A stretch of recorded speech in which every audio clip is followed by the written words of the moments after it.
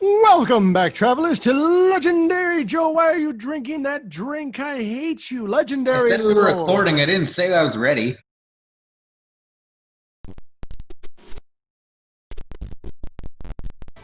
I am here with Welcome back, travelers. We're here with that thing Ricky calls it. I'm Joe, and this is my C. It starts with a C partner, Ricky. How about you introduce yourself, Ricky?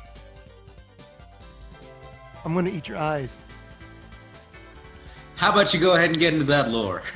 I tried to steal your thunder, and then I lost my thunder. Yeah, you're more like lightning. You come after.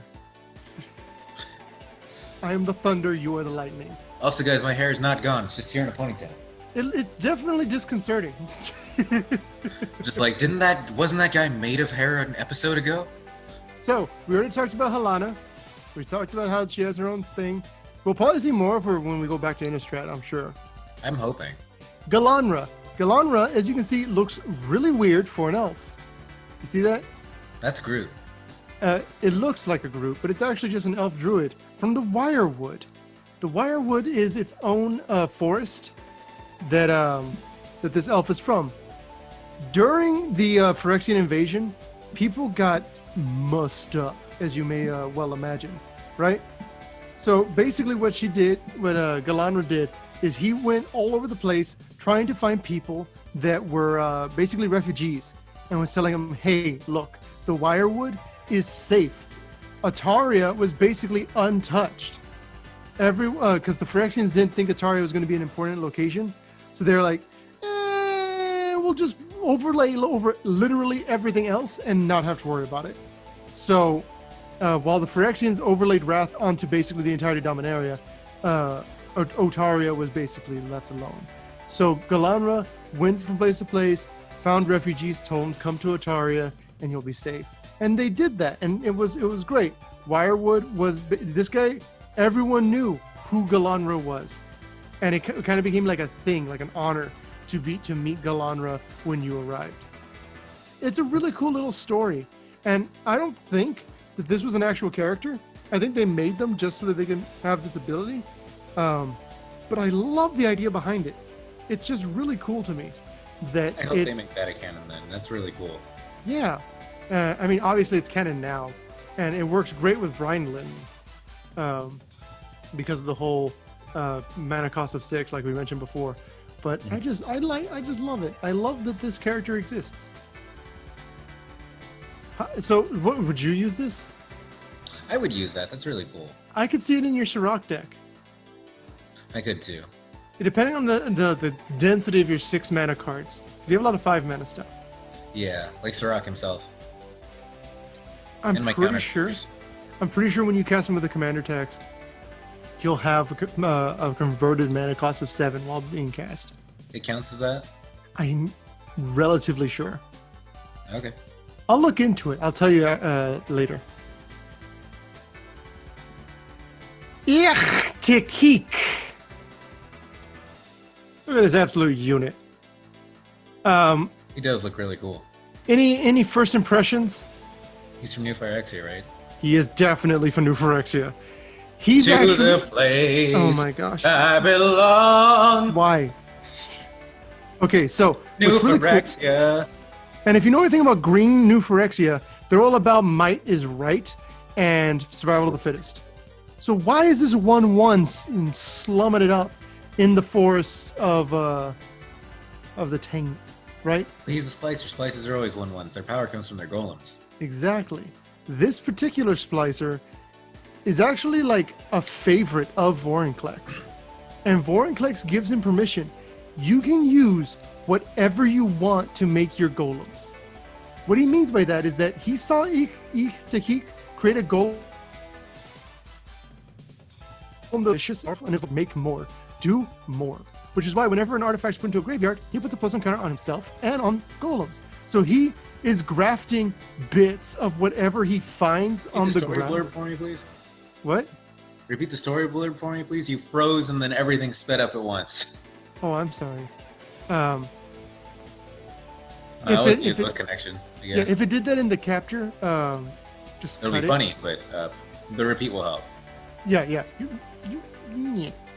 So I'm just gonna recap the whole thing then. Or did you hear about how he's good with Vorinclex? Yes, I heard Vorinclex, and then Vorinclex says he could use whatever he wanted to make his golems, because Vorinclex found a golem made of, and then you froze. Yes, so the big V, since we said Vorinclex like 50 times already.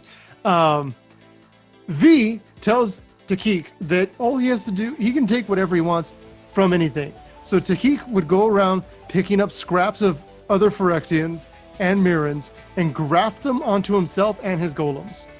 That's why his mechanic is that whenever an artifact is put into a graveyard from the battlefield, put a +1 counter on him and on each golem you control. That's amazing. So that's why on this, you see that he's got his normal hand, and then you have this giant claw, and then you've got this stinger, and then you've got these spikes, and then you've got this extra eye. This man is just grafting whatever he thinks is fancy onto his body and becoming more and more powerful. I'm really, really hoping that we'll see Ich-Tekik in a new Phyrexia set, and he's this magnificent 5-mana, like 10/10, with a ton of abilities that requires you to sacrifice artifacts for him to come in or something. That would be Kinda like a great way to Dreadnought. go full circle. Just to show how powerful he is, especially if he looks nothing like this and is just like legendary creature Artificer. That would be really cool for me to see. I would tell him, the like, Stonebreakers all about that. Just like, see this guy? This is this guy. This is why this is this guy. Meh. I think they might enjoy watching these videos because you get to learn a lot about these guys and like come up with ideas. True. Like I said before, he works great with Airmix because it's a golem. And Airmix. Speaking of things that nobody cares about, Anara. It's a wolf with elk horns. Yay! It hunts for I didn't you. ask for this. It's got a cool ability. At first, I thought this was a rare, simply because of its ability of making commanders indestructible. I mean, this thing, if it's your commander, is always a 4-mana, 4/4 indestructible creature. It's the most powerful out of the familiars, I think. As Greenwood. It makes sense. It's really good. Now, you said you recognized Jaraga. Yes.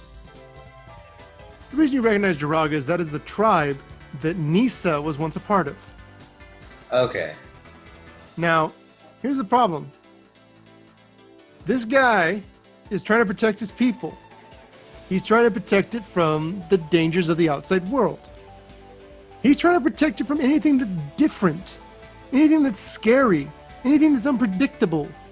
You know what's unpredictable? Nisa. Nisa. Because at the time she was an elementalist that didn't know how to control her powers.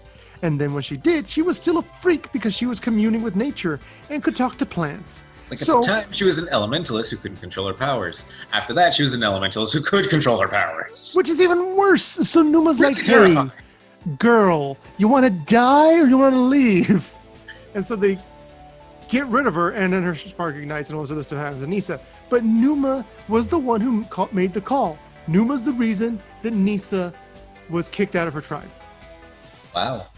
Yeah, Numaye. Amayahi. Amayahu. Amayaha. Amayaha. That's really cool. And of course, its ability is super cool. Basically, just pump your elves. They're a chieftain. And it's also a reference, I think it's called Jaraga Chief or something. There's a Jaraga with kicker, multi-kicker, that when it comes in with +1 counters, buffs up all your guys. It's a crazy one. It's a reference to that. Except that it keeps doing it. So he's really cool. And it's mainly his fault, I'd say, that the Eldrazi eradicated his tribe. It's like, oh, I wish we had a strong elementalist to at least defend us. Yeah, maybe. Oh, well. So we talked about how he would go great with this elf. Be just obviously elves and just attacking and stuff. That's racist. Would you use him? I'd probably use him. He's cool. Like I was telling my dad, because Dad has an elf deck, he would be a good partner. Yeah, I told him to consider using partners because right now he's Frey Elise, and I feel like these partners, these elf partners, are a lot better. Even though they are uncommons, they have a lot of versatility and work in the right decks. True, especially for elves. Mm-hmm. I was telling him actually Kamal would be good for the elves, even though he's not an elf, simply because he overruns continuously. and that deck functions really well with Overrun. So him and It's a her. lot of mana with that deck. Yeah. Anyways, Slurrk of the planet Omnicron Persei 8.